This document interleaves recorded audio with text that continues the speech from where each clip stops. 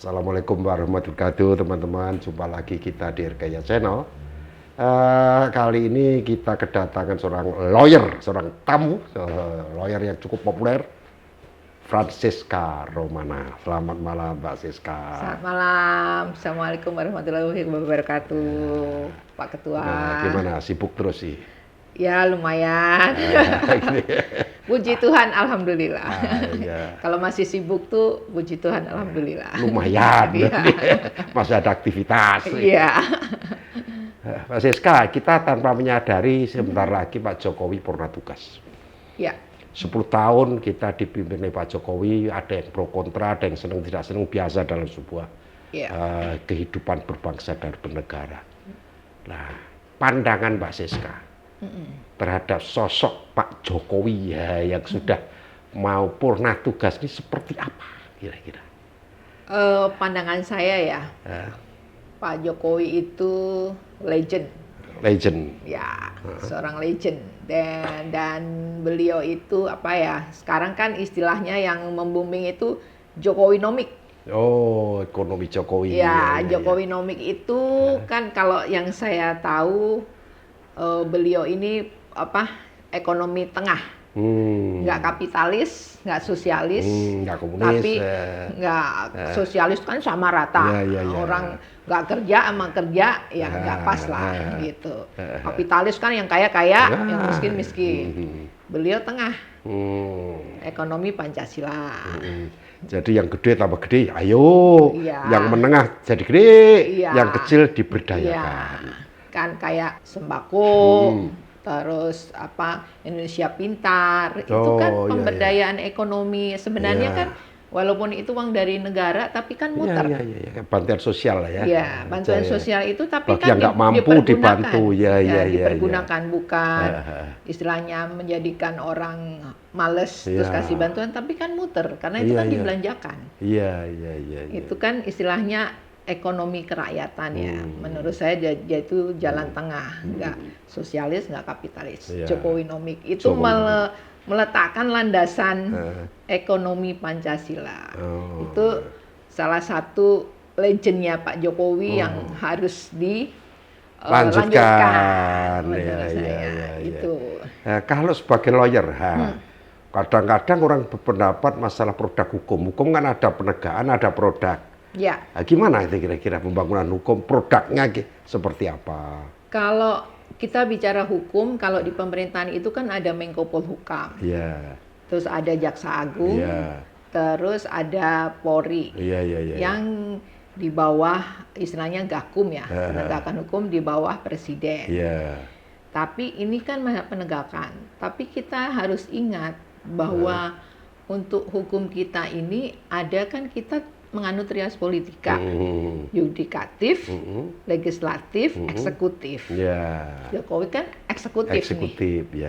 Nah, sedangkan yudikatifnya itu ada Mahkamah Agung, ada Mahkamah Konstitusi. Mahkamah Konstitusi. Satu sisi lagi ada legislatif yang bagian hukum juga kan, perundang-undangan. Nah, ini kan tidak semuanya ada di pemerintahan punya kekuasaan. Dan untuk masalah hukum, pemerintah kan nggak bisa intervensi. Kadang-kadang, rezim Jokowi ini hukum bobrok gitu. Tapi keputusan hukum ada di mana? Ada kan di Mahkamah Agung, keputusan akhirnya. Untuk MK, yang masalah judicial review undang-undangnya. Nah, orang-orang kadang-kadang tidak bisa memilah semua tertuntut ke presiden. Kalau baiknya Mahkamah Agung, jeleknya presiden. Kayak Mahkamah Konstitusi yang kemarin kayak kontroversi itu, semua presiden. Padahal Mahkamah Konstitusi ya berdiri sendiri ya kan punya undang-undang sendiri dan bagian dari yudikatif. Walaupun Mahkamah Konstitusi membuat satu terobosan norma menimbulkan permasalahan Jokowi lagi. Tapi kalau orang yang dirugikan Jokowi yang salah. Kalau diuntungkan hati nurani hakim yang bagus.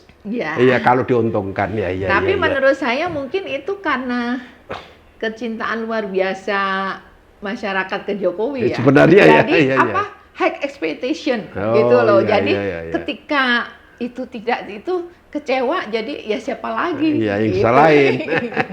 Menurut saya sih kita harus Iya, iya. berpikir sebaliknya. Iya, Mungkin iya. kalau presiden-presiden sebelumnya kan nggak ada tuh. Pokoknya ya kalau ini ya saya ini. Tapi sekarang semua pemajalan berlobang pun Jokowi. Iya, Berarti iya. mungkin orang itu kan berarti menaruh harapan besar. Iya, seolah-olah pemerintahan ya Jokowi tok ya, padahal Iya. ada gubernur, ada bupati kan Iya. ya. Iya, iya. Berarti kan kita ambil sisi kebalikan saja menurut saya.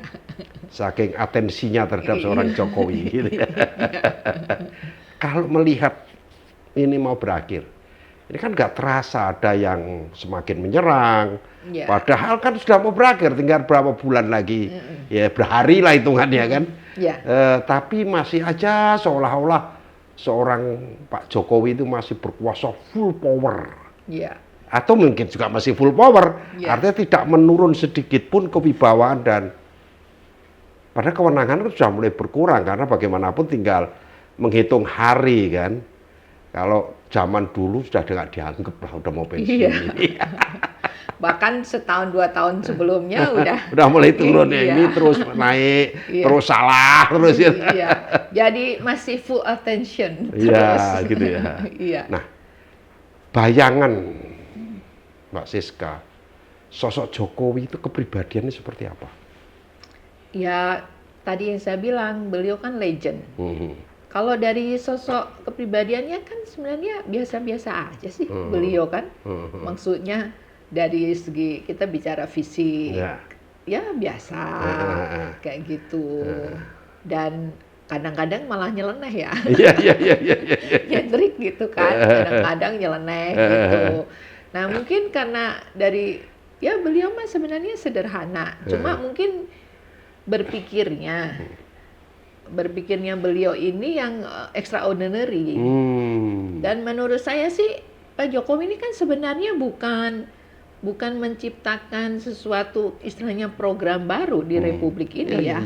Kayak program beliau tuh eksekutor. Melanjutkan program-program presiden-presiden sebelumnya. Berkelanjutan. Iya. Jadi menanamkan visi berlanjutan sebenarnya Pak Jokowi ya. Iya, jadi beliau sebenarnya nggak ada program baru loh. Iya. Pembangunan Berkelanjutan tol semua. kan sudah ada zaman Pak Harto. Iya. Pembangunan tol. Iya. Ekonomi Pancasila sudah zaman Pak Karno. Iya. IKN. Iya, itu presiden mana kan dari dulu mau pindah. Iya. Karena memang tidak memungkinkan karena ibu kota negara ini kan semuanya produk Belanda. Iya. Kita itu dari semua kenapa tumplek-blek di Jakarta, karena dulu kan sentralnya maunya kalau penjajah kan maunya satu sentral, sehingga kan lebih untuk keamanan, untuk ekonomi, lebih efisien kan. Tapi Pak Jokowi ini berani mengeksekusi, beliau kan eksekutor sebenarnya. Ngapain bikin program baru yang lama aja dieksekusi, kan satu-satu dieksekusi. Berkelanjutan lah, supaya ada berkelanjutan dan menghormati pandangan-pandangan atau program presiden-presiden terdahulu. Iya. Jadi menanamkan kebiasaan untuk melakukan keberlanjutan program lah, kira-kira seperti itu. Iya, itu. Tapi kan kembali lagi tetap ada juga pro dan kontra. Menurut saya yang pro dan kontra tersebut adalah sebenarnya yang zamannya mungkin nggak berkenan programnya Pak Soekarno, nggak berkenan programnya Pak Soeharto, programnya Pak Gus Dur dan seluruhnya yang ketimpa kan yang mengeksekusi Pak Jokowi, yang kena Pak Jokowi. Coba kita kalau cek satu persatu ya, mungkin perlu dilakukan penelitian.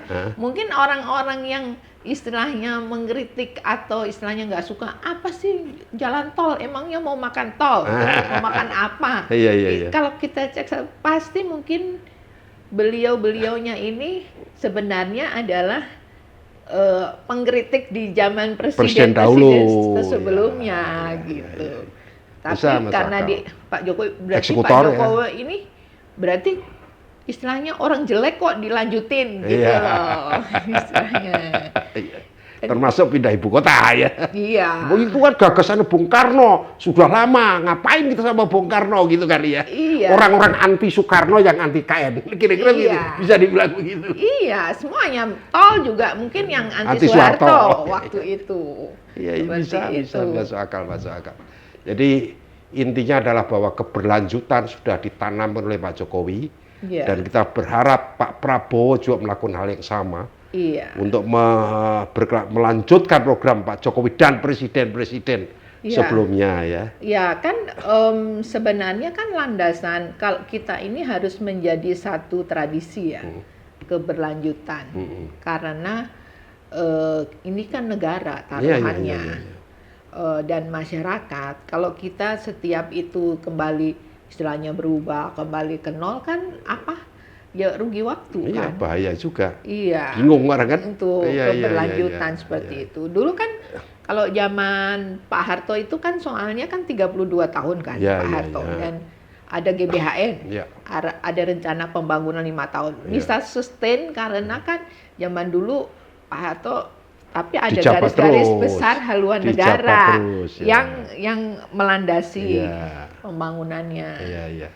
Ya kalau sekarang cukup dengan memahami program-program lama, itu pun juga sudah bagus, nggak harus membuat GBHN.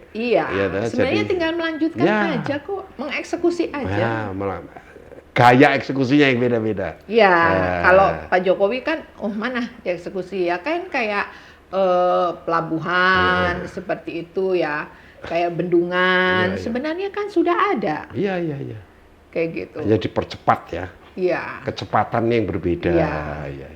Ya program bendungan kan nggak mungkin baru. Nggak ada. Dan nggak ada bangun bendungan bisa cepat. Bebas tanah aja bertahun-tahun. Sama dengan tol kan. Jalan tol, karena kan kalau pembangunan otomatis kan ada pembebasan. Pembebasan itu ya kan tahu sendiri, kita kan untuk pendaftaran tanah kita masih carut-marut, kita masih carut-marut, untuk perapian administrasi aja butuh waktu, belum masalah keuangannya. Jadi Pak Jokowi tinggal terusin mana nih yang sudah waktu itu sudah ada. Tinggal lanjutkan. Tinggal dibangun mana, kan dipilah-pilah gitu, makanya kan bisa cepat. Betul. Karena mosok jalan ke sini terus dibikin tolnya di sini lagi, nggak nyambung. Kan beliau makanya kan detail juga, mungkin timnya hitung-hitungannya tuh pas, makanya segala sesuatu itu proper kan, seperti itu. Nah itulah manajemen mikronya bagus. Legend, itulah legend. Jadi intinya adalah bahwa Pak Jokowi memiliki, ada seorangnya legend yang layak dijadikan panutan ya, terutama Jokowinomics. Lainnya apa yang paling menarik yang menjadi legendnya seorang Pak Jokowi? Beliau itu apa? Di dunia. Di dunia. Posisi Indonesia di dunia kan sering pernah di luar negeri kan. Nah, itu dia menariknya. Dulu tuh saya kalau keluar negeri itu orang itu nggak tahu Indonesia. Taunya Bali. Gitu iya. Where are you come from? Indonesia. Indonesia. Where Indonesia? Do you know Bali? Oh, I know. I have been there. Oh ya? Gitu. Tapi beberapa kali saya ke luar negeri, where I come from? Indonesia. Oh, your president, I love him. So cool, your president. Jokowi, right? Gitu ya. Berbeda ya sudah situasi sekarang, kalau kita keluar sama dulu beda jauh ya. Tanggapan dari masyarakat sana. Keluar semua orang respect. Terutama Eropa atau mana? Iya, Eropa termasuk, di mana pun ya. Termasuk pas ke Rusia. Ke Rusia itu Indonesia. Oh ya. Iya. Oh ya. Your president is good, so cool. I love him. Jadi artinya Pak Jokowi membawa Indonesia menjadi jauh lebih baik namanya, kira-kira seperti itu ya. Dan semakin populer ya gimana? Nggak cuma, maksudnya terutama di anak-anak muda ya. Maksudnya yang kita temuin kalau pas di mana, Indonesia makin dikenal gitu. Indonesia tuh makin dikenal karena saya kan hampir tiap tahun traveling keluar kayak gitu. Dulu tuh pokoknya orang taunya Bali aja. Gitu ya. Tapi 10 tahun terakhir itu lebih tahu Indonesia gitu. Udah tahu Indonesia, Jakarta, bahkan sekarang kan kayak Jakarta, terus kereta api Wus, apa gitu udah makin your country is so cool ya, beautiful ya gitu. Apalagi nanti kalau bulannya masuk Piala Dunia tambah top lagi ya. Wah itu dia, soccer. Iya makanya. Soccer. Ya itu udah nggak tahu tuh, bener-bener waktu itu ya saya juga gini, kok nggak tahu sih Indonesia. Tapi kan memang secara global dunia kan kita negara udik kan. Iya, betul. Di ujung istilahnya. Iya, kok tidak bukan bagian dari daratan yang luas. Ya, makanya kita kalau ke manapun kan pasti 20 jam, 18 jam. Betul. Gitu. Jadi intinya adalah bahwa Indonesia itu semakin dipahami, semakin dikenal di mancanegara, sehingga sebagai orang Indonesia sudah tidak harus rendah diri lagi tatkala kita keliling dunia ya, jadi karena orang tahu Indonesia gitu. Ya, ini luar biasa. Jadi inilah perjalanan yang luar biasa dari seorang Pak Jokowi dari mata masyarakat kita. Soal Anda suka tidak suka itu perasaan pribadi Anda. Artinya kita menyaksikan perjalanan Pak Jokowi dengan berbagai kelebihannya dan pandangan yang kekurangannya silahkan untuk menyampaikan. Kita tidak usah ragu-ragu. Setiap orang berhak untuk menyampaikan pendapat. Betul. Dan pendapat seorang Francesca Romana bahwa Pak Jokowi adalah seorang legend. Pak Jokowi adalah memiliki sebuah legacy yang di mata internasional membawa nama Indonesia semakin dihormati oleh bangsa-bangsa lain di dunia. Dan semua berkembang. Olahraga berkembang termasuk bola basket dan sebagainya. Ini sebuah prestasi bersama di era Pak Jokowi, sehingga nama Pak Jokowi naik secara internasional, prestasi olahraga naik dan sebagainya, sehingga semua orang banyak bicara tentang Indonesia dan bagaimana Indonesia memimpin dunia. Bagaimanapun negara berkembang G20 ya. G20. Jadi 20 negara itu dipimpin oleh Indonesia dan Presiden Jokowi pernah menjadi ketua, itu semakin dikenal oleh dunia. Dan Indonesia termasuk yang stabil di dalam perkembangan akhir-akhir ini setelah pandemi. Dan kita berharap Pak Prabowo Gibran melanjutkan keberhasilan Indonesia dan terus memimpin dunia. Selamat malam.